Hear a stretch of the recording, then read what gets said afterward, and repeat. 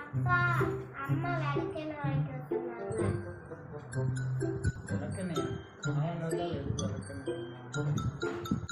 காலையில என்ன விளையாட்டு காட்டுறாங்க, எப்படி எல்லாம் சோதிக்கிறாங்க. சாம்பார் வைக்கிறதுக்கு விளக்கெண்ணெய் வாங்கிட்டு சொன்னாங்க. சாம்பார் வைக்க போறாளா?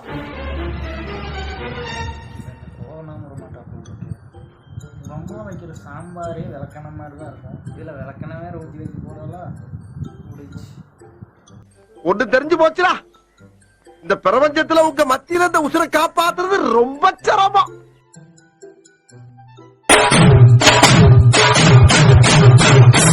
A few moments later.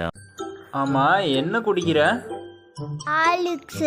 இவனை நம்பி ஒரு பொருளும் வைக்க முடியல. இப்படி திரும்பி பாக்குறதுக்குள்ள திருட்டு போயிடுறான். அவன் வச்சிருக்கிறது வயிறா வண்ணா சாலான்னு தெரியும். பாப்பா தலை ரொம்ப வலிக்குது, அம்மாட்ட சொல்லி அப்பாவுக்கு காப்பி வாங்கி தரியா? என்னென்ன சொல்றான் பாருங்க, கம்பி கட்டுற கதையெல்லாம் எடுத்து போடுறாங்க. உங்களுக்கு தைரியம் இருந்தா நீங்களே போய் கேட்டு வாங்கிக்கோங்க. தைரியம் இல்லைன்னு சொல்லிட்டு தான் பாப்பா உன்னை கேட்டு வாங்கி தர சொல்றேன். ப்ளீஸ் வாங்கி கொடு. விட்டலையா அதெல்லாம் அவன் கண்ணு முன்னால வந்து போமா இல்லையா? நீங்களும் வாங்கினது பத்தாது நீ அண்ணியும் கொடுத்து விடுறீங்களா? இல்ல பாப்பா வாங்கி கொடு பாப்பா. அப்பா பாவம் தானே, தலை ரொம்ப வலிக்குது பாப்பா. ப்ளீஸ் வாங்கி கொடு பாப்பா. சரி இருங்க வாங்கி தரேன். அம்மா அப்பாக்கு தலைவலிக்குதா, காபி வேணுமா? காஃபியா?